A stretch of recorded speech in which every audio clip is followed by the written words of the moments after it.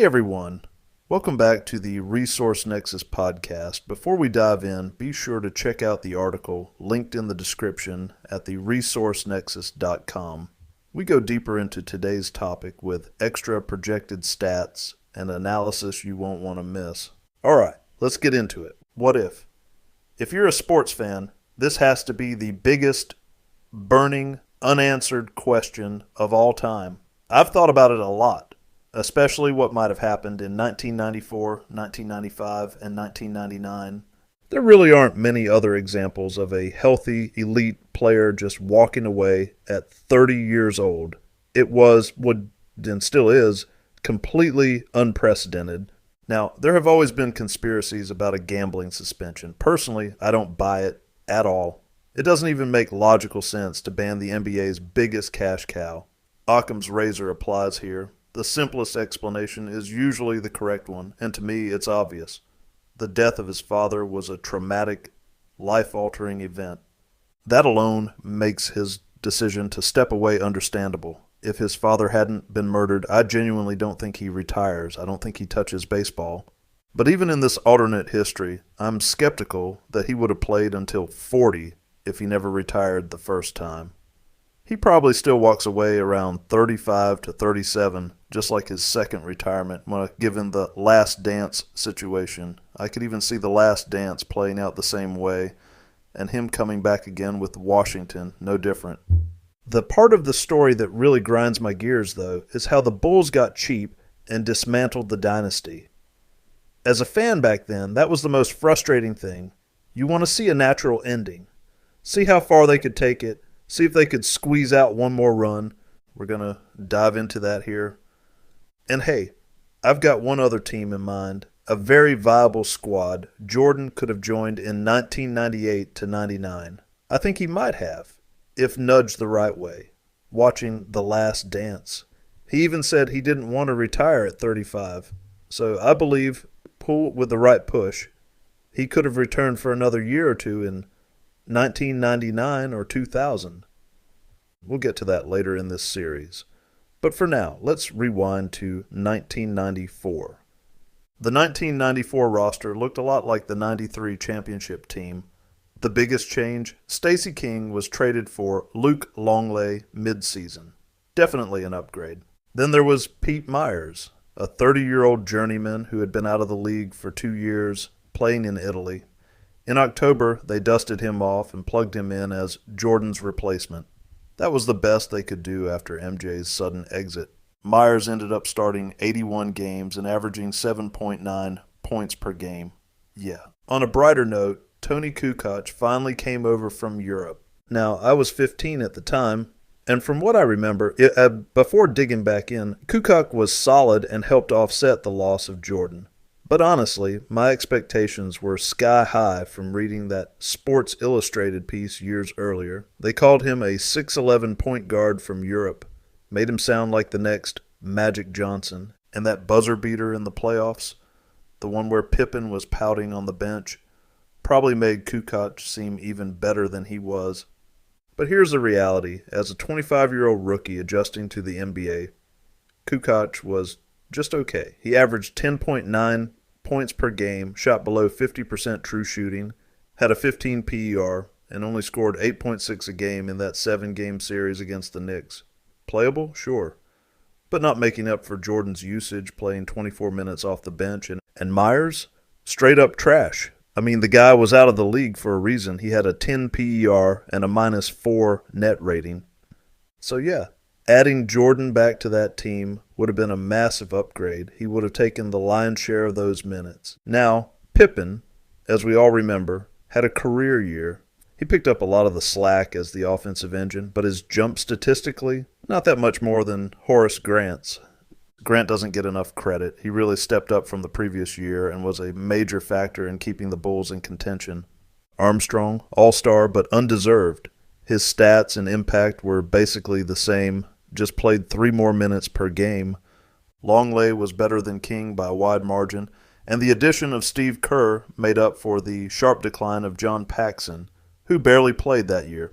The Bulls won 57 games and went 15-4 in the playoffs in 1993, including 4-2 against the Knicks.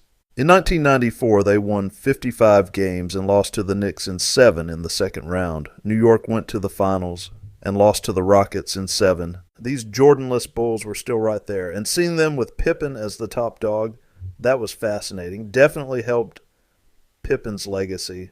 But let's be real, they slightly overachieved in the regular season. Their net differential in 94 was that of a 50-win team. The 93 team, 58-win profile. So, yeah, losing Jordan made a real impact under the hood. In 1993, they had the second-best net rating in the league. In 1994, 11th. Even so, this Bulls team was still dangerous, still experienced, and honestly, they should have beaten the Knicks. They were within a controversial, some say, phantom call with 2.1 seconds left from advancing. You can judge that one for yourself. Even without Jordan, if they beat the Knicks, and they probably should have, they'd have had a solid chance at making the finals. The Pacers were still early in their rise. Miller, Smits, Derek McKee, solid team, but that was their first deep run, and they had the 10th best net differential. Back then, teams usually needed a few playoff scars before reaching the finals. The Bulls? Already hardened vets. Now, containing Hakeem and the Rockets, that would have been tougher than Ewing and the Knicks. Even if the Bulls reach the finals, I think that version, without Jordan, loses to the Rockets. That said, the Rockets weren't unbeatable. They had the 6th best net rating in the regular season, and this was before they traded Thorpe for Drexler. So what if Jordan was on the 1994 Bulls? This one's easy. I think they win the title. Even if Jordan was burned out, even if he wasn't 100% focused after 93, Pippen and Grant were that good. And the supporting cast, Kukoc, Longley, Kerr, all upgrades. They win more regular season games. They get a higher seed, home court, and Jordan over Pete Myers? Come on, that's not even a debate. I think they dispatched the Knicks again, and Jordan's still the best player on the floor. They win their 4th title. Safe bet. This is the year that's guaranteed to get Jordan stans riled up, but for me, it's the easiest call of all. There's no way the Bulls win the title in 1995, and I'm not basing that on hypotheticals. I watched them lose with Jordan on the court. That's not opinion, that's fact. He was there, he played, he dropped 32 points per game. He was efficient, and they still got handled easily. It's almost as if people want to pretend number 45 Jordan never existed, but he did. He came back, he was good, and he lost. They would have won 8 straight. This is the go-to argument, that if Jordan had never retired, they'd have just kept winning. The assumption is he would have led them to the 1994 title and then stayed in form for 95. Even if I buy that 1994 ring, and I do, I still don't think the 95 version of that team was good enough to win. Jordan could have been 5 to 10% better physically if he never retired, and I still don't think it makes a difference. We'll get to the team in a moment, but let's talk about Jordan first. By 1993, he was clearly burned out. He wasn't motivated, and he admitted it. Combine that with his father's death, and it's obvious why he walked away. But even without the retirement, that burnout doesn't magically disappear. If anything, it builds up. Steve Kerr said it best. They weren't going to win 8 straight. The grind was too much, and he should know. He lived through multiple dynasties. The comeback Jordan was actually better. Ironically, I'd argue the Jordan who came back in 1995 was in better mental shape, fresh, motivated, and rejuvenated after a year and a half off. That version of Jordan had something to prove. The three-point line had even been shortened. Right in his range, he exploded, and they still got beat down. The rust myth. You're going to hear this excuse, he was rusty. I don't buy it. Athletes come back from year-long injuries all the time and perform fine. And those guys are usually coming off crutches. They've lost muscle mass, need rehab, and are rebuilding their bodies. Jordan, he was healthy, playing baseball, running, lifting, staying in shape. His athleticism was still a big part of his game, and he didn't just lose it in 500 days. Plus, let's not kid ourselves. The moment the baseball lockout hit in late 94, you think he wasn't picking up a basketball again? please. Let's talk about 1986. Remember, 1986? Jordan breaks his foot, misses almost the entire season, comes back in March, almost the exact same time frame as 95.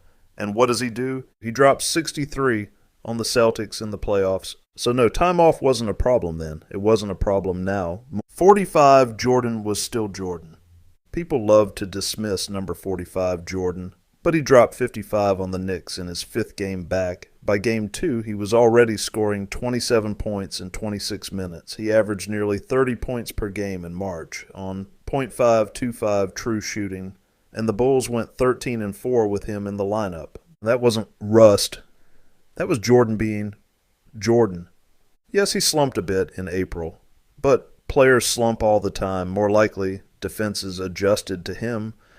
But even in the slump, he impacted games in other ways, grabbing more rebounds, dishing more assists. He still led them to a 9-2 record that month. The 1995 playoffs, no excuses.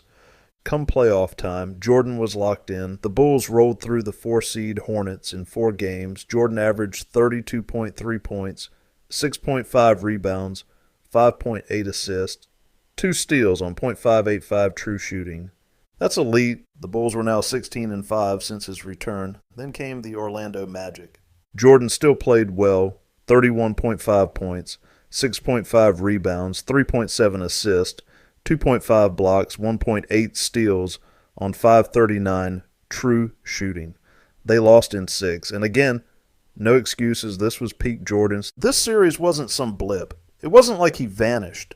It was a carbon copy of his losses to the Pistons years earlier when Detroit was the top seed. This time, it was Orlando's turn.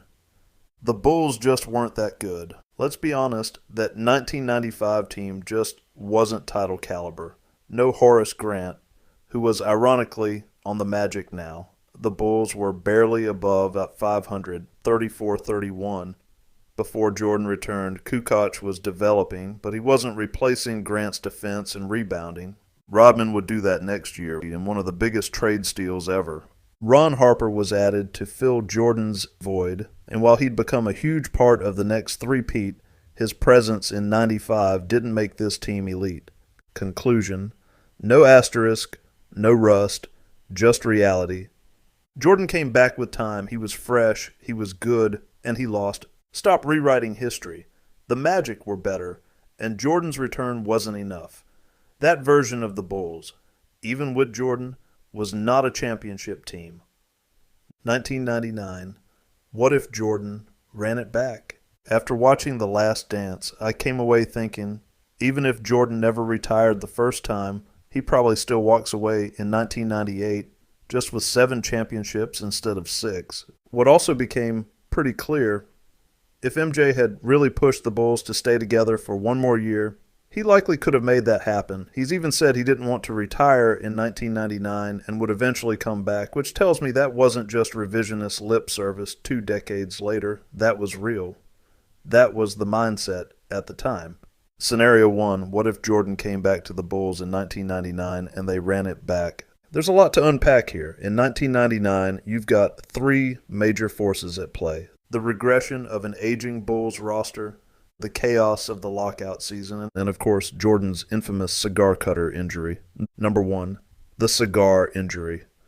In the summer of 98, Jordan severed a tendon in his right index finger. Yeah, from a cigar cutter.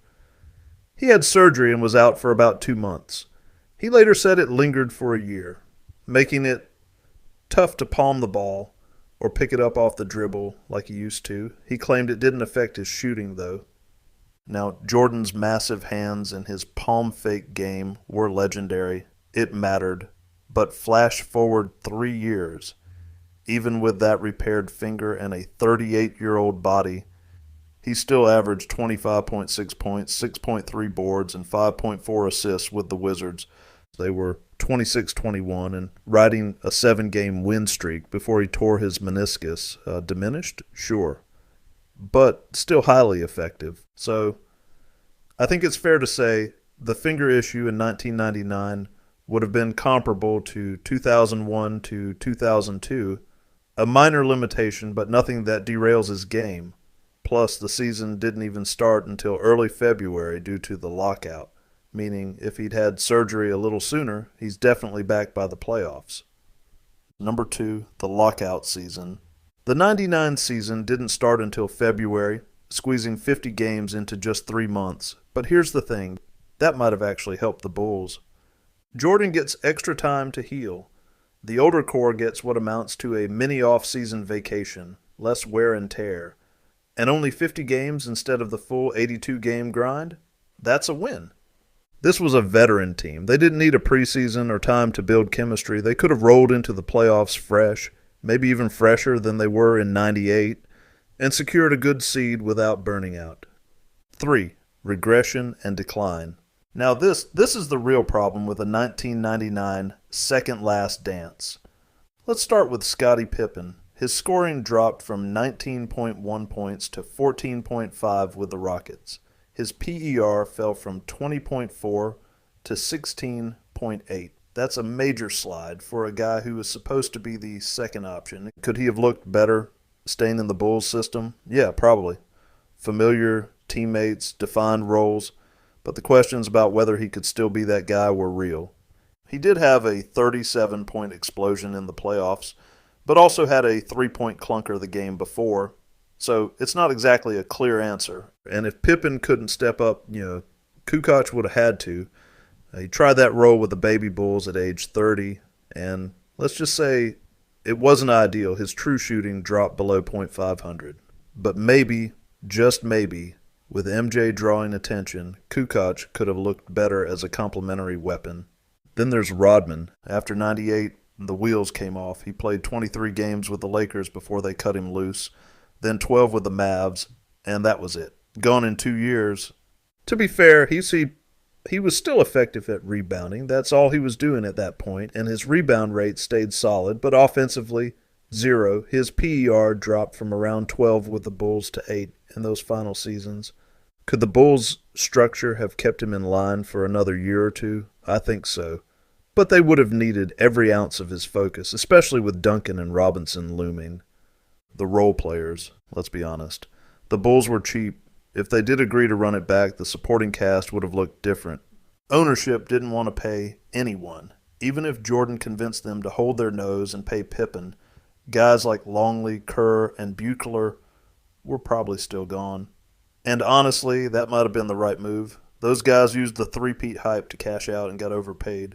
Losing Longley, though, that one hurts. With Duncan and Robinson waiting in the finals, they needed his size.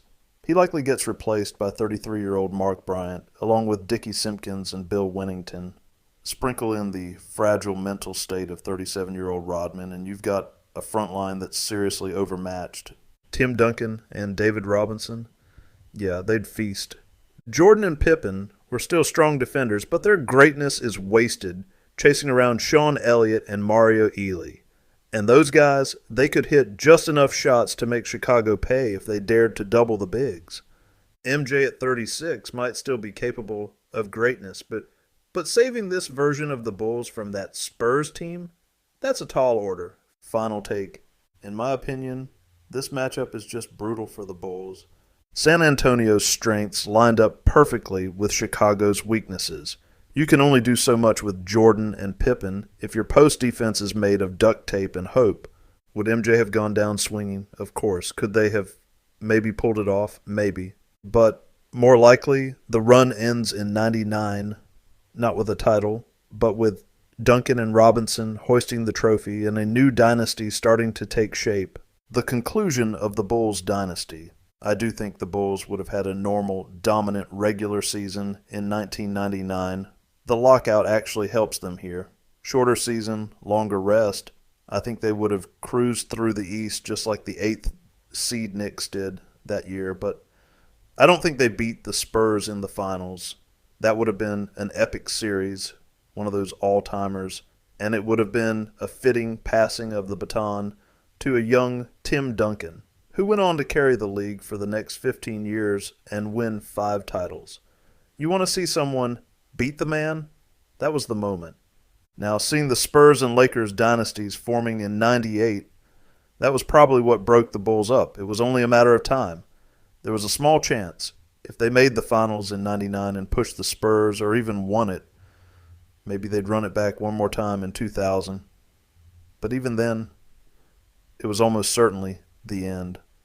The Lakers were coming, and they weren't going to be denied. Phil Jackson leaving for the Lakers in 2000, that was going to happen. Everyone saw that dynasty forming, and he knew it too. If the Bulls had tried to hang on and hired someone better than Tim Floyd, with Jordan pushing, I think it's totally plausible they beat the weak East again in 2000, maybe even in 2001. But either way, they get to the finals just to take a beating from those Lakers teams. Honestly, the finals in those years, pretty much a foregone conclusion. The real finals were happening in the Western Conference. I say that because Jordan still looked solid before his knee injury in 2001 to 2002 with the Wizards. Pippen was still doing his thing in Portland, just not as much scoring. They probably could have pulled in some decent role players too, but I don't think they ever win another title after 1998. Getting back to the finals in 2000 or 2001 would have been a grind, even in the East, and that's with a competent coach. Most likely their run ends in 99 or 2000 after one or two more finals appearances and some pretty uncompetitive losses. Now, let's be real, okay? Going to another finals or two would have added to the legacy. Imagine the numbers, possibly 7 championships, 8 or 9 finals appearances in a 10-year span. That's legendary stuff. And yes, it's possible they beat the Spurs in 99 with experience and that sheer Jordan greatness. The Spurs weren't invincible, but I'd still favor them for a lot of reasons. In 2000, I think they could have reached the finals again, but the Lakers, that was a whole different beast. I could see many scenarios where Jordan still walks away after 98 or 99 or 2000, even 2001. He's a unique figure in sports, a guy who would walk away from the game, then start to miss it, and come back. He did that multiple times. I don't think it would have taken much either way to stay or to leave if he had stuck it out until 2003. Maybe he gets that 7th ring. Maybe he still ends up with the Wizards. But in that case, we're looking at Jordan finishing his career with 42,196 points, all-time stuff. Add in the steals, the win shares, the categories he climbs even higher in. And it's crazy to think how much more dominant his resume could have been. We know what Jordan looked like with the Wizards when he was healthy, and we know he had that wrist injury during the regular season of The Last Dance. So yeah, it's not hard to sketch out a realistic regression curve for a player that consistent over the years he missed or barely played, and that's what I've done, filling in those gaps statistically.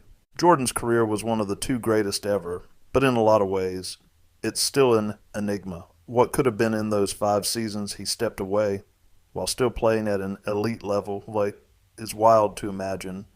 I hope we offered up some educated takes on that timeline from 1984 to 2003, and I hope you'll join us for future episodes focusing on Jordan. All right, that's a wrap for today. Thanks for tuning in. Hope you got some good insights. If you enjoyed the episode, be sure to like, subscribe, and share it with anyone who'd find it useful. And don't forget to check out theresourcenexus.com for more in-depth analysis. Until next time, check you later. Cool. Guess we'll see you around. All right, check you later. Bye. Wait, man, why are you always such a dork, man? What are you talking Check you about? later. Check you later.